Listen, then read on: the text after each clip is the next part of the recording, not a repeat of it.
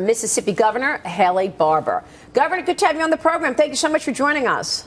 Thank you, Maria, for having me. So what did you think of the softer side of Hillary? Do you think this is going to resonate, her getting emotional about her mother and about the apology over her email server?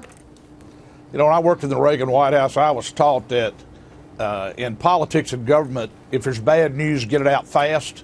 That unlike fine wine, bad news doesn't get better with age in politics. And why they've waited this long for this to happen, it should have happened months ago. That obviously is going to reduce any effect that this apology has, and it's certainly not going to stop the story, because the story has become a question of misconduct, maybe even criminal conduct, with allowing or making possible the allowance of classified information to go to our enemies. So you don't think this is going to resonate, this new strategy of her softer side? What do you make of all these non-traditional candidates at the top of the polls? Donald Trump, Dr. Ben Carson, Carly Fiorina doing so well, and as people are so mad at the establishment. What's your sense of it? Well, I mean, you just made the point. People think that the government is not working. President Obama is the most polarizing president of my lifetime. He's also very ineffective. I thought it was interesting you mentioned Jeb Bush talks about 4% economic growth. If you look at the recovery in this recession, the 6 years since the recession was over, on a quarter-by-quarter basis, economic growth has averaged about 2.2%. If you look at the Reagan recovery, 6 years after the end of that recession, exactly the same period of time, growth averaged 4.8%.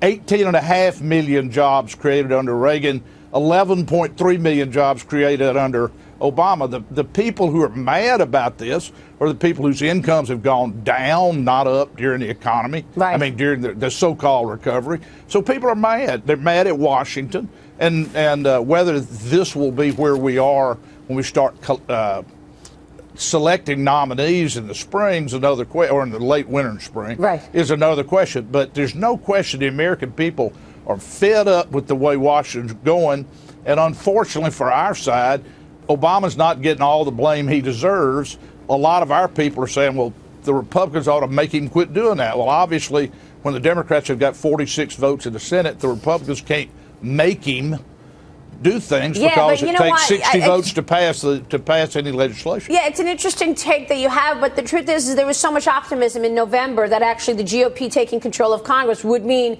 things would get done. So, okay, so now it's 46 seats in the Senate, but when are we actually going to see real progress from the politicians?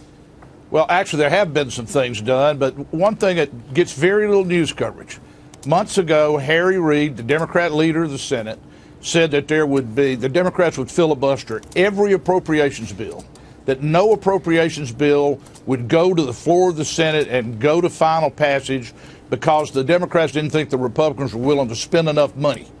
Now, when one party takes the attitude, we're going to stop the budget, I mean, the fundamental business of government is taxing and spending. And they have said, we're not going to let any spending bill be voted on through appropriations. Do you blame the Republicans for that? Okay, that's a fair point, Governor. Let me ask you, I've got Monica Crowley here. I want to get to some of my colleagues on the desk. Monica, you're writing a story tomorrow in the interview with Ted Cruz. How does that play into all of this? Governor, good to see you. I've got a column in the Washington Times Thursday, actually, tomorrow, talking, I interviewed Ted Cruz. And what's interesting about Cruz is when you look at the top three, they're all anti-politicians, anti-establishment, Trump, Carson, Fiorina. But Ted Cruz is consistently ranked number 4. And out of all of the rest of the team, Ted Cruz is the biggest outsider. In some respects, he was the original outsider in this crew. What do you think his chances are going forward toward the nomination? Look, there is no front runner in this race, despite the fact that Donald Trump has jumped up in the polls. Part of the reason he did that was because we started without a front runner. A big field. Put, 10 people who used to be governors. A lot of them have really good records. So there's a lot to choose from. I think we'll see this thing get shaken up more than once. Cruz clearly is trying to make his strategy to lay in wait behind Donald Trump, and when Donald Trump falls apart, to try to go in and capture a lot of his support. Whether that's a good strategy or not, whether Donald Trump will fall apart.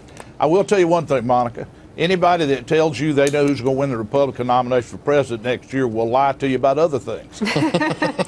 Well, that's the bottom line. Governor, it's great to have you on the show today. Thank you so much. Hey, thank you. We'll see you soon, Governor Haley Barbour there.